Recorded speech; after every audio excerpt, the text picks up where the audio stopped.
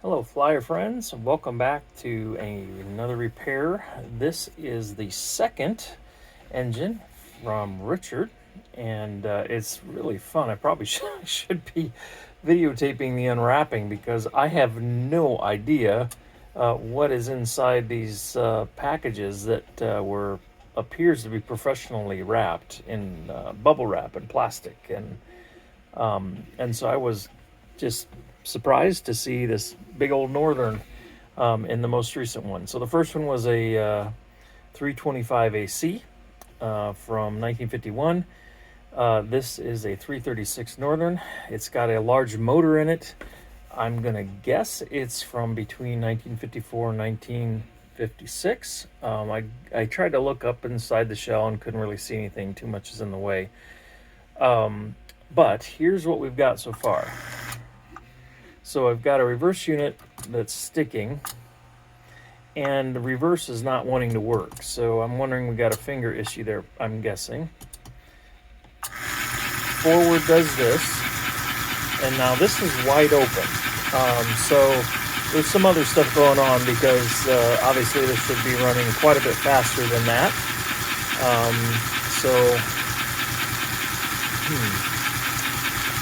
I'm pausing because I'm hearing the RPMs pick up a little bit, so it could be that there's a little bit of stiffness. But anyhow, I'm going to go ahead and take this all apart, investigate, clean, do whatever I can to get it working optimally for Richard. And so I'll bring you back when I've got something to report.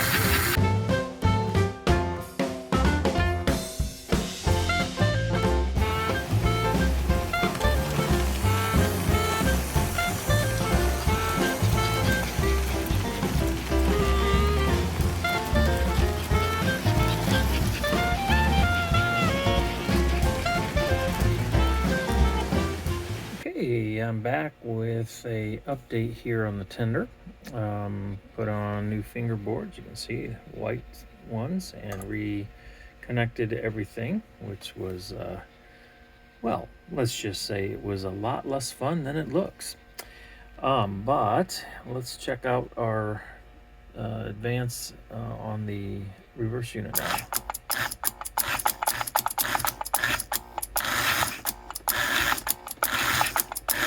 So the rapid movement is a sign that things are working good. Now that's at full power. Let's go down to about 50%.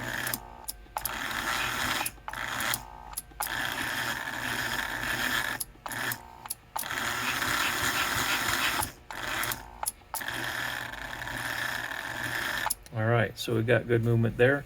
And yes, I have not yet touched the engine. I did reaffix the rear of the horn here.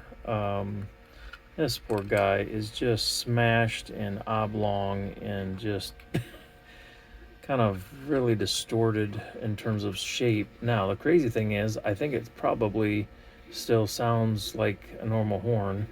I'm going to do what I can to try to put this piece back together here if I'm able. And I'd like to maybe hook up the horn next, and we'll test that before I move on and move away from the tender. So that'll be next. Hi Richard, I thought you might enjoy my my jig for trying to get this speaker back into the right roundedness. So I have this clamp that's exerting a small amount of pressure because it was, it was squished from top to bottom, and so I'm squishing the sides, putting it back and round, which then meant that this top cover fit appropriately, so I was able to put a little bit of glue around the edges, and then I laid things on the edges to kind of push the edges down. So let's see how we did here. Well, tell you what, nothing wrong with creative ways to do things, right? Okay, so looks like the edges are down here. Now that is up right there, so that would need a little of attention. But what happens if I loosen this up? Ah, look at that. It went right back to that crazy shape. It's not quite as bad. Okay, that Okay, I'm gonna put the clamp on the metal because that's where it's oblong. The other thing, I was thinking about this during the night as I was thinking about how I wasn't sleeping, and how this thing has been crushed. Oh, and look, the yellow wire came off. Oh, man. That is just super, super unfortunate because I need to take this metal backing off, which I've now kind of glued. Well, I guess that's what knives are for. I'll see if I can get that off so I can reattach it. Wow, this is really proving to be challenging. But I thought I'd break out the camera and show you some of my behind the scenes efforts that are, not appreciated. All right, thanks. A little update for you. Got a hold of a couple different people I buy parts from, and I found a guy that thinks he's got an original speaker that we can put in here. This is where this one is. So the back is, I had to pull the back loose because I was trying to fish. Well, I had to attach a new wire. Went through this hole, and it's the super, super tiny wire like you get on armatures. So it's very, very finicky to use. It's that wire there. And like I said, this front piece was torn. The whole thing is squished out around. Anyhow, so we're going to get a new one of those put in here for you. I'm going to put a new one in. I should stop talking in third person. So took the shell off here and cleaned up the chuff smoke unit, so that's shining up a little bit. And I was just kind of inspecting armature here, and I don't really see the armature moving much between forward and reverse, so that's good. But I'm looking right now for reasons why it's kind of sluggish, and these clips are a little bit loose, but that doesn't seem to make any difference when I move those around. Sometimes that'll cause it to speed up. And reverse, I'm not sure why reverse is, wow, yeah. So, I'm looking down there at how much sparking is happening on the brushes, and it's happening on both sides. So that makes me wonder if maybe either the springs have failed, the brushes are really short, or the other thing that I've seen happen sometimes is the brush holder back here can get some debris, some carbon buildup and stuff, so that the springs get hung up and they don't actually push the brushes up against the commutator surface, which will obviously cause a slight gap and cause more arcing and overheating and not much power. So I don't know. I'm gonna take this off next, but I thought I'd bring you by for a first look. I'm also seeing this thing wobble quite a bit, and I haven't investigated that yet. So that after I get the motor going, that'll be the next thing I look into. Well, Richard. All right, so I've got your armature sitting inside my heater. I was just checking the ohms between the fields to make sure it was good, and it is. But this guy has had a lot of miles. Do you see the cupping or the wear here on the commutator surface? And you see how far down that's worn? Now, I could take a lathe and I could flatten that out, but my concern is it's deep enough. I'm not sure there'd be much material left. So I'm checking to see if there's a chance I could maybe pick up a replacement armature for you. It's not to say this one won't work. I'm gonna do some more cleaning on it and put it back in, and let's see if we get some better performance out of it. But that is certainly not helping things. So I've taken apart the motor, polished the commutator surface, and cleaned everything, polished everything. I did not replace brushes, did not replace springs. They do, the springs still stick out this far, so they've got a little bit of compression on, which I would think is okay, but And then I lubed everything again. And this is wide open forward, and here's wide open backwards. So reverse is better.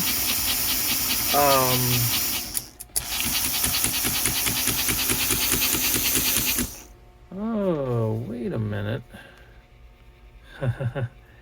Okay, so your rear axle is actually, the wheels are sliding in and out of the rear axle. I just realized that.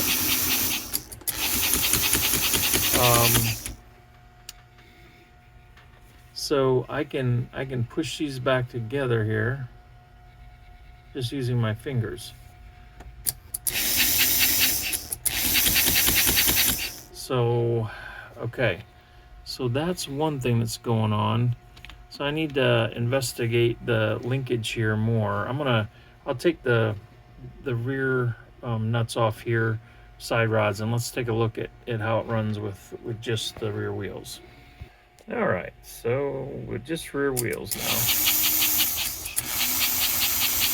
So reverse is the same, forward is a little bit better. Okay, so the next quandary here is what to do about the fact that this driver slipping on the shaft, sliding in and out. It's, I don't know if you can tell that it just slid on as I tipped it over, gravity. But look at that. I think. Okay. So, someone put a. Well, this is probably original. So this has a traction tire on it. This one does not. So I need to get you a wheel with a traction tire groove on it, because this wheel's not right. See if any of these others are slipping. Nope, the rest of them are all good. Yeah, not sure what the story is there. But you've got a wrong wheel on there. Oh, and look at that. That came loose all by itself. So I'll have to see if that's stripped out or not. Back with an update for you. So I've been in conversation with one of the parts folks that is real knowledgeable, and I've been asking him about this wheel. And here's some things that I learned I didn't know. So you see how there's one ring around here? If there's a ring and a dot, that means it's a higher flange and it's made for adding a pull more. So if we look here, I don't know how well you can see it, but there's a dot and there's a ring around that wheel, and it's got a pull more. It's got a pull more on it. Sorry, there we go. So then I noticed the ones up here on the front have two rings, and so these would be, non-pull more, lower flange wheels. So that means that this one here came off of an earlier Northern, before it would be pre-pull more, and for reasons I don't know, it was put on this engine. So he's going to check and see if he's got the correct rim, and if we can just do the rim, then I'll try to replace that. But I also have found in the few wheels that I've done that they get a little finicky. There's just a slight variation in diameter between one wheel and the next, and so if he has the entire wheel, I'm probably going to ask him just to send the entire wheel, because you've got to have the right sized insulator, and it can just become a real challenge to get things to fit, as I've found. Sometimes when I've done this, I've had to heat things up, and it just is a real challenge. So anyhow, that is the latest and greatest on your engine. I also, so once I get that, this piece taken care of and remounted on the chassis here on the axle, then I'll ponder what to do about the armature. See, I'm going to try changing out the brushes first, just see if that makes much difference. If it doesn't, I'm going to go ahead. I've got a lathe. I'll go ahead and flatten the surface off here, and see if that doesn't help us with getting a little better contact and better performance out of the motor. One other thing that I didn't know for sure is this axle end, which has what are called splines on it, and these are what grab the inside of the wheel. This appears to be pretty good shape still, so that's good news. Don't need to worry about replacing that. I was afraid maybe that would be pretty much shot. So anyhow, that's where we're at the moment. Turns out my repair to the speaker I told you it arrived damaged. It's worked really well. Listen, it's extremely loud. So I'm gonna go ahead and finish doing cleanup and touch up and polishing to the tender. So this is the poor deceased speaker that was in this tender.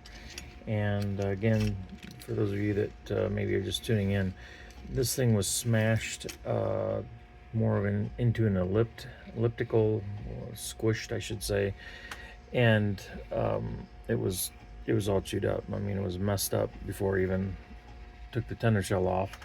And so I paid extra attention to the replacement, and basically, for reasons I don't know if this is how they did it from the factory or not, but see, the back of that threaded screw was sticking out, and so whoever put this together the last time basically had to manhandle this tender shell to get it back on, which would have distorted and smashed up these speakers, which are just cardboard. I mean, they're very fragile. So I just trimmed the back of that stud off. Here's the original. I just put the nut on, tighten everything up really good. There's a washer and a fiber washer to try to, I imagine, keep the buzzing off of the tender frame. But after I assembled that, tightened it down real good, I just trimmed off the, I don't know, 1/8 of an inch it was sticking out. And that's all it took. I mean, it fits, you know, it slides up and down there now without catching, which I don't honestly know how how you could manage to put the tender shell on without destroying the speaker with that stud sticking out, because there's just no room. You've got the speaker scraping on the front side, and with that stud sticking out, there's just no place for the shell. Let's see if I can zoom in here. It's a little better. There's, well, it's still not great. Let's try this.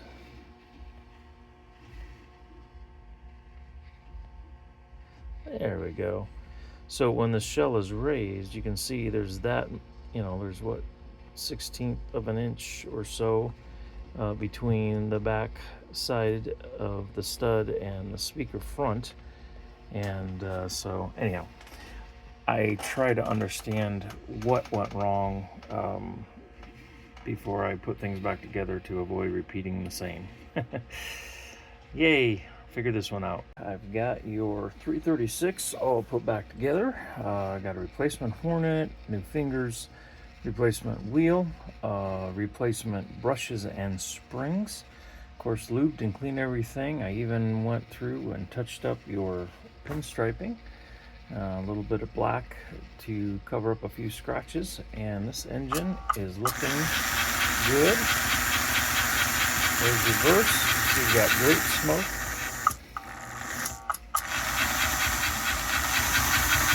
And that's forward. So I'm going to go ahead and put it on the layout next. We'll get some rail time in. All right, Richard, so here is your Northern. Reverse unit works very nicely. Also put a new smoke extension in it.